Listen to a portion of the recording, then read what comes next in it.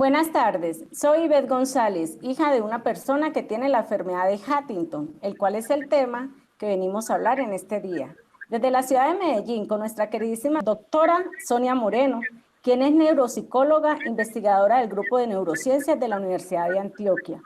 También le doy la bienvenida al señor Roger Cachope, vicepresidente de Factor H, y al señor Ignacio Muñoz, coordinador de Factor H. También nos encontramos con la doctora Luz Estela Varela. Bienvenidos y muchas gracias por regalarme en este espacio.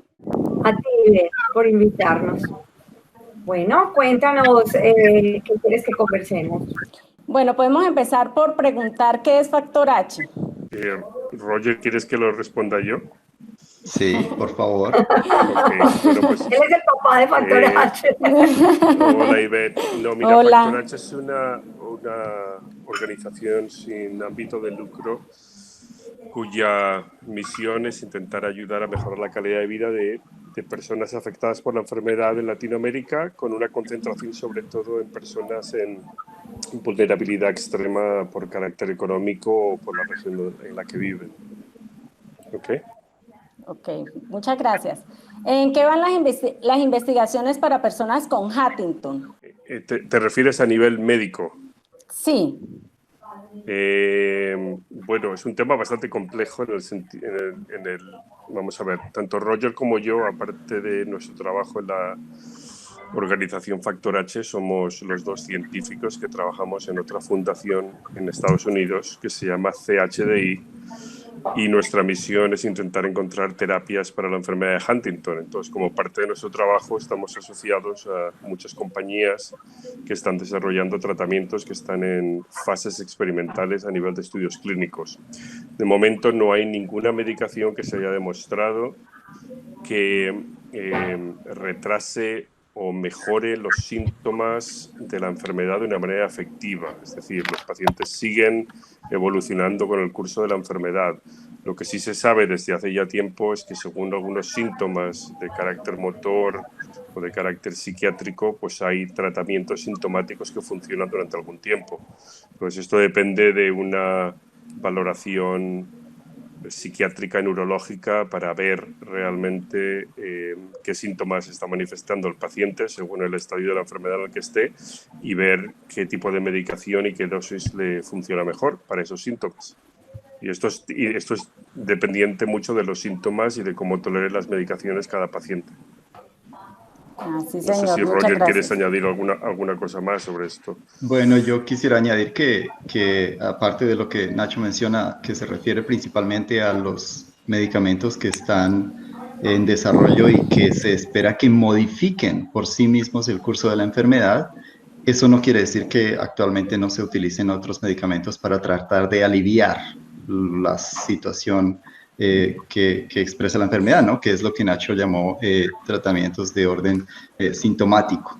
Y es básicamente que adicional a esos medicamentos que están en desarrollo y que se espera que por sí mismos disminuyan el daño que sufre el cerebro y otros órganos gracias a que exista la enfermedad, los otros medicamentos que ya se usan son no necesariamente específicos para esta enfermedad, sino que lo que hacen es estar dirigidos a disminuir la intensidad de los síntomas.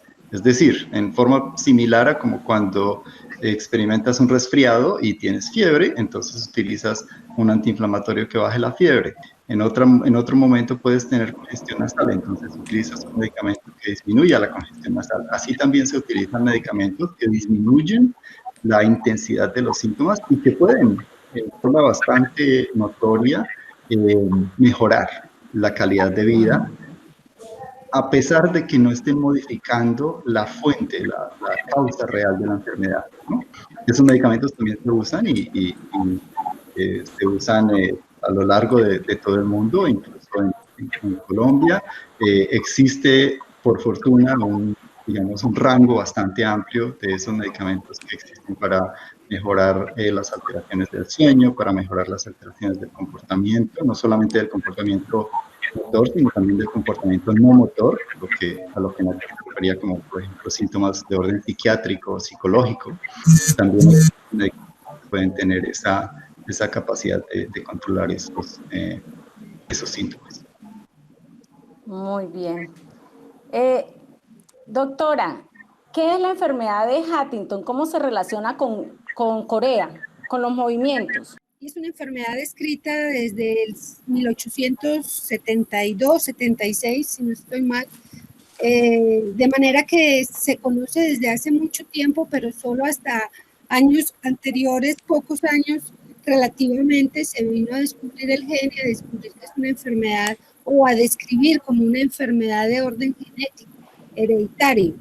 De manera que lentamente fuimos conociendo la cantidad de personas y familias que están afectadas, sobre todo en América Latina, y es por eso que Ignacio y Roger, quienes son científicos, se han dedicado a este tipo de trabajo social, además de orden investigativo, y para ayudar a las personas que hacen parte de estas familias en Latinoamérica. La enfermedad es un tríptico, como decirlo de otra forma, comprende trastorno motor, psiquiátrico y cognitivo, y puede empezar por alguna de estas variantes, pero generalmente vemos que es por el orden psiquiátrico o motor, ¿no? Por donde empieza la enfermedad.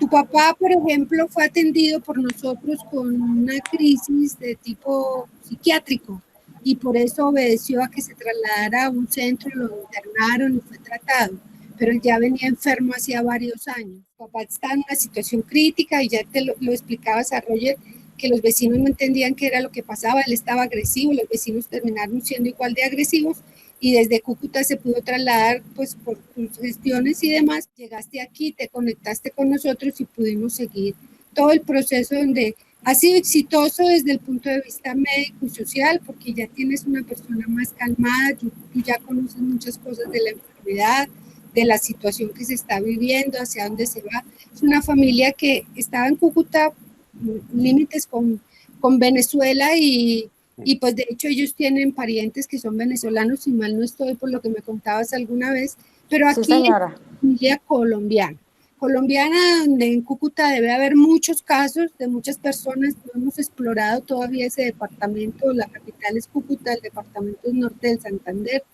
por razones primero económicas, segundo profesionales, terceras ahora con esta pandemia.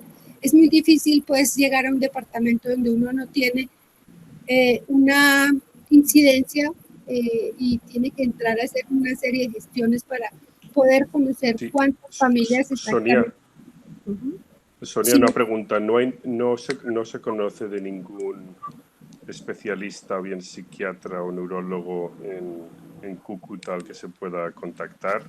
A través de la Asociación de Neurología o algo se puede intentar averiguar quién quizás puede actuar a un nivel local. ¿O no conocéis?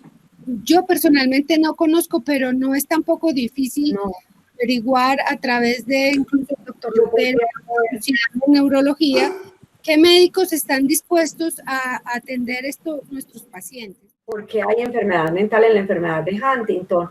¿Y por qué si la Corea es movimiento, se llama Corea a una persona que no tiene movimientos? Era como lo que yo le entendía. Claro, sí, señora. Sí. Ya no se llama Corea. Por eso la enfermedad no se llama ya no se llama Corea de Huntington, se llama enfermedad de Huntington precisamente por esto. Precisamente por eso. Entonces ella me decía, ¿cómo les explico que tiene Corea, que es una enfermedad que da movimientos y mi hermano no tiene movimientos? Entonces por eso hablamos de la triada, ¿cierto? Que te mencionó la doctora Sonia. Las alteraciones psiquiátricas, que puede ser, a veces están agitados, pero a veces están deprimidos. Y ver, esto que te quiero pues expresar no es ni mucho menos para que te disminuya tu angustia, pero sí que sepas que este relato que tú estás haciendo de tu familia es el relato de casi todas las familias que tienen a alguien afectado por Huntington. Y justamente es por ese trastorno mental que hay, que en muchos textos dicen es una conducta antisocial. Entran en el consumo de sustancias, incluso en abuso, de los abusos sexuales en las familias con las que viven. Muchos están en calle, en Medellín hay en calle, en Bogotá hay en calle, incluso en otros países llegan a condición de calle. Entonces te digo, no es para tranquilizarte, pero es para que entiendas que esta es la complejidad de la enfermedad mental que hace que la familia se desestructure pues, de esa manera, porque todo el mundo piensa, pues es un drogadicto, es un alcohólico, Sí. es un abusador, es un mal papá, abandonó el trabajo, porque no lo leen como parte de la sintomatología de la enfermedad mental, que eso es, entre otras cosas, lo que tú quieres que tu familia entienda. Hay una enfermedad mental de por medio y por eso se ha llegado como a esa situación. Entonces, no es que tengan más riesgo de llegar al consumo de sustancias, pero sí su enfermedad mental, pues les hace tener menos límites, ¿cierto? Y al tener menos límites, pues entran en todo este tipo pues, como de situaciones. Otra cosa que a Ivette le preocupaba era por qué su papá se enfermó tan mayor. El papá empezó a enfermarse, a lo mejor hace muchos años, sí, pero ahora tiene 50 y algo. No, ahora tiene 66. 66, pero a lo mejor desde hace años en Cúcuta. Muchos años atrás, sí señora. ¿Le quieren explicar un poco esto? Que hay enfermedad de Huntington juvenil, a más temprana edad. Bueno, quizás para llegar a explicarlo sería mejor iniciar un poco desde antes en términos de cuál es la causa de la enfermedad, ¿no? De pronto en ese sentido sería un poco más sencillo explicarlo. Ivette, en la manera como el cuerpo se forma y se desarrolla durante la gestación, existe una serie de instrucciones, digamos como un plano, como una serie de instrucciones que le dicen a cada una de las partes del cuerpo, a cada una de las células, qué debe hacer, cómo se debe convertir en una célula de la piel, en una del cerebro, en una de cada parte del cuerpo, y qué lugar y qué función cumple. Eso es lo que conocemos como el ADN, la instrucción que está dentro de cada célula diciéndole qué tiene que hacer y cómo tiene que desarrollarse. En circunstancias normales, el ADN contiene una de esas secuencias, una escritura que dice cómo se tiene que formar la proteína huntingtina. Esa proteína, todos nosotros en circunstancias normales la tenemos y cumple un papel normal, un papel funcional, sirve para procesos que en las células son críticos y que tienen que llevarse a cabo para que cada célula pueda subsistir. Durante la enfermedad, esas instrucciones para que se forme la proteína están mal escritas. Le están diciendo a la proteína que se tiene que hacer así de larga, cuando en realidad debería ser así de larga. Hay un fragmento repetido en exceso que dice que en lugar de tener 20 o 25 repeticiones, dice que debe tener 45, 55, son muchísimas más el número de repeticiones que hay en ese escrito, en esas instrucciones, y por lo tanto la proteína va a ser en exceso, larga. Sí. Ahora, en circunstancias normales, la proteína cumple ciertos propósitos dentro de la célula. Cuando la proteína es demasiado larga, le queda difícil no solamente cumplir esas funciones, sino que además esa proteína empieza a dañar algunas de las otras funciones que la célula debería estar haciendo. Es decir, no solamente deja de hacer lo que debería estar haciendo, sino que quizás hace otros efectos que no debería estar haciendo. Entonces, ese tipo de alteraciones que hace la proteína son las que a la larga van a hacer que las células no se comporten como deberían. En esas circunstancias, entonces, el número de repeticiones se ha encontrado que está asociado, y no es el único factor, pero es uno de los más predominantes, con qué tan temprano inicia la enfermedad y qué tan severa se hace a lo largo del desarrollo de la enfermedad. Entonces, por ejemplo, es esperable que personas que tienen repeticiones por encima de 40, en algún momento de la vida vayan a expresar los síntomas propios de la enfermedad de Huntington, que ya Sonia los mencionó, Luz Estela los mencionó, Nacho los mencionó, ¿sí? Y que incluyen problemas de tipo cognitivo, problemas de tipo psiquiátrico y probablemente problemas de tipo motor, como la corea. En esas personas en las que el número está por encima de 40, pero que no es tan alto, digamos 44, el tipo de síntomas que vaya a desarrollar esa persona muy probablemente, y otra vez, depende de muchos otros factores, pero este es uno de los más importantes, muy probablemente estén presentándose alrededor de los 70 años, 65 años. Pero en cambio, si el número de repeticiones es muy alto, y muy alto estoy hablando de acerca de 70, 80 repeticiones, eso hace que la enfermedad se presente mucho más tempranamente en la vida de la persona que la posee, y además hace que los síntomas se presenten mucho más rápidamente. Es como una forma acelerada de la enfermedad. Si ese número de repeticiones es lo suficientemente alto, puede incluso hacer que la enfermedad empiece a evidenciarse en personas jóvenes. En personas jóvenes quiero decir incluso adolescentes o en algunas situaciones incluso niños. Como ese número de repeticiones es tan alto y como te digo, no solamente inicia de manera más temprana, sino que también avanza más rápido, es muy frecuente ver que las personas que sufren de enfermedad de Huntington y que se presenta con sus primeros síntomas en las etapas tardías, lo hagan de manera muy distinta a como lo hacen los jóvenes en la forma de Huntington juvenil, que es como se le reconoce generalmente a la enfermedad que inicia en personas en la edad adulta temprana o en la adolescencia o en la niñez. En las personas que sufren de Huntington juvenil, es muy frecuente que además de las alteraciones cognitivas y psiquiátricas que aparecen rápidamente y avanzan muy rápidamente, también se presenten, por ejemplo, el tipo de síntomas. Entonces, por ejemplo, en las personas jóvenes que expresan Huntington juvenil, es frecuente ver que ellos inician con alteraciones motoras mucho más tempranas que lo que inician las personas de Huntington de la edad adulta. Generalmente hacen un tránsito mucho más rápido con un episodio de corea más corto y rápidamente pasan a lo que llamamos la fase akinética o disquinética de la enfermedad de Huntington, que es que en lugar de hacer movimientos danzantes, que es a lo que se refiere el término corea, pueden hacer lo contrario, es decir, hacer rigidez o simplemente no moverse. Y es como si básicamente pudiesen llegar a ser reducidos al lecho por su imposibilidad de moverse. Hacen alteraciones cognitivas y psiquiátricas mucho más rápidas. Hacen, por ejemplo, crisis epilépticas, lo cual, aunque se ve en la enfermedad de Huntington del adulto, no es tan frecuente como lo es en la enfermedad de Huntington juvenil.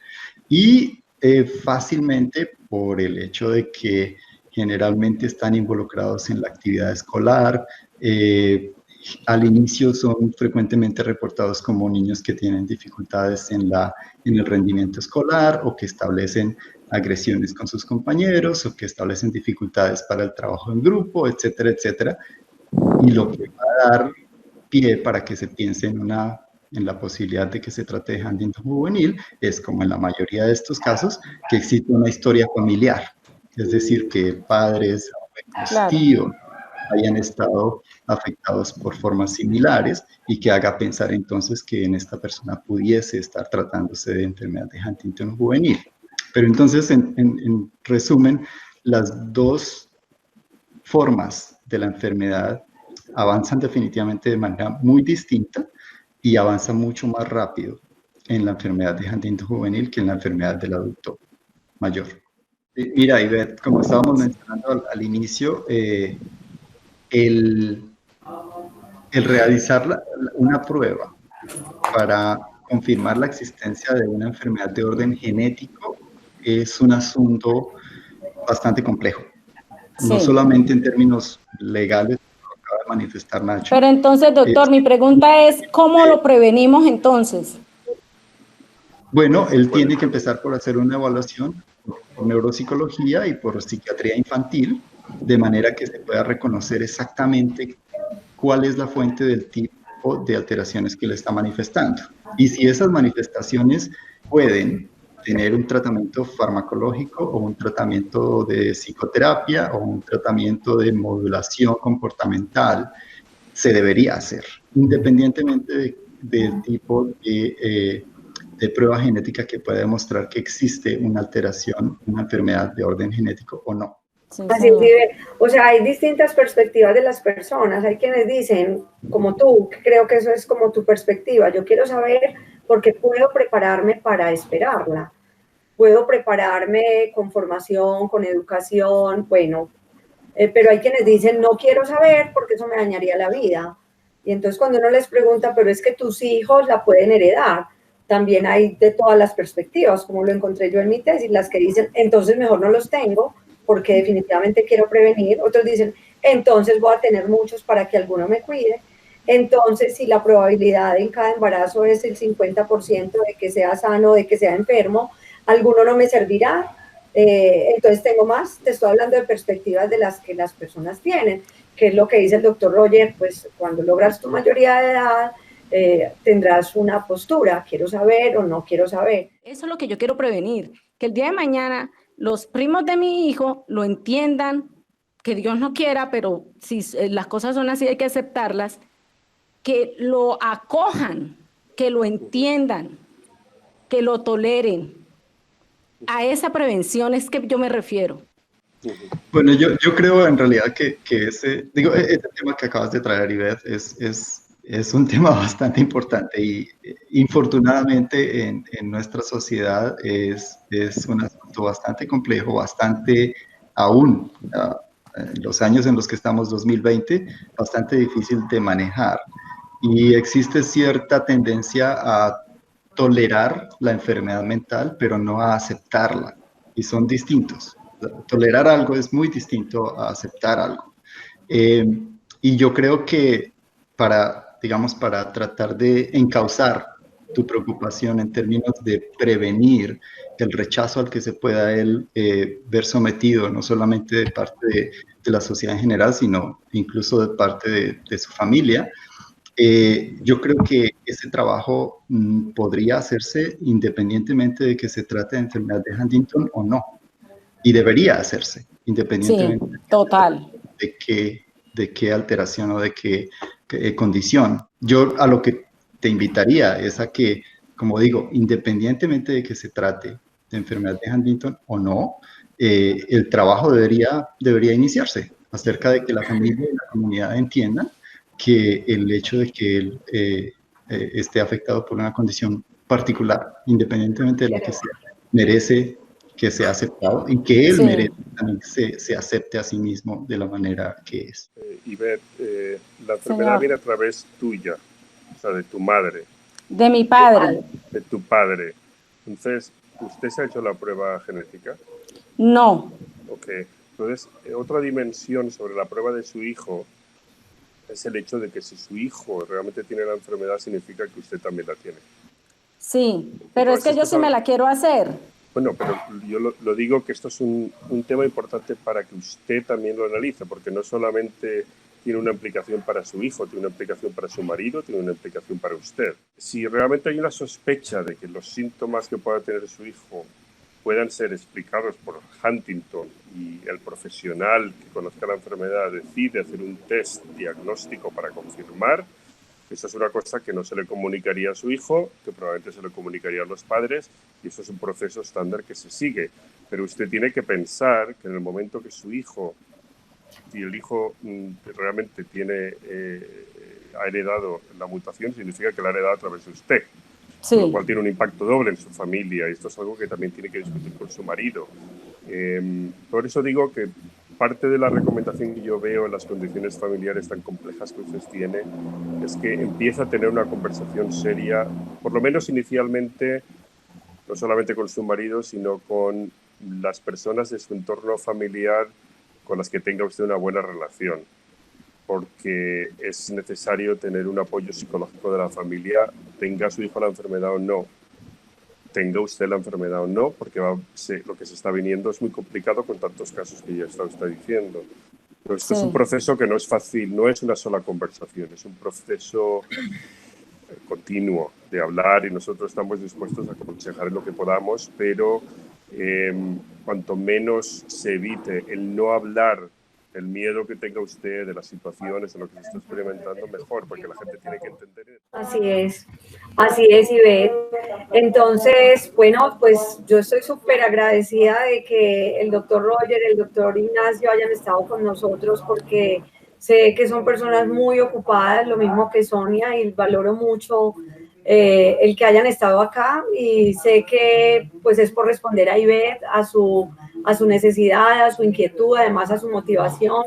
Ivette, te admiro mucho por lo que estás haciendo, por el liderazgo con tu familia, por lo que estás buscando aportar y pues como he dicho, cuenta con nosotros, acá en Medellín te vamos a seguir apoyando. Pues ya Ignacio nos dio como ideas de lo que podemos hacer con el apoyo de Sonia y el equipo de neurociencias que tienen psiquiatras y a lo mejor vamos a tener otra invitación, ¿verdad?, posterior para que sigamos conversando pues sobre los síntomas, de esas cosas que van pasando.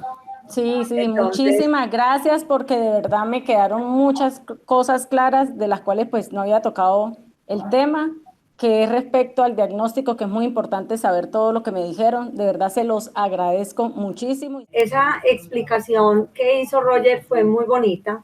Muchas gracias, Roger. Sí. También ese material para compartírselo a más personas de cómo es que se da la codificación genética y por qué eso es una enfermedad genética. Entonces ya se las compartiremos y bueno, no, muchas gracias. Sonia, no, gracias a ustedes. Bueno, un abrazo. Te comparto entonces el video. Chao, muchas Bueno, gracias. Hasta luego. Gracias a todos. Chao. Chao.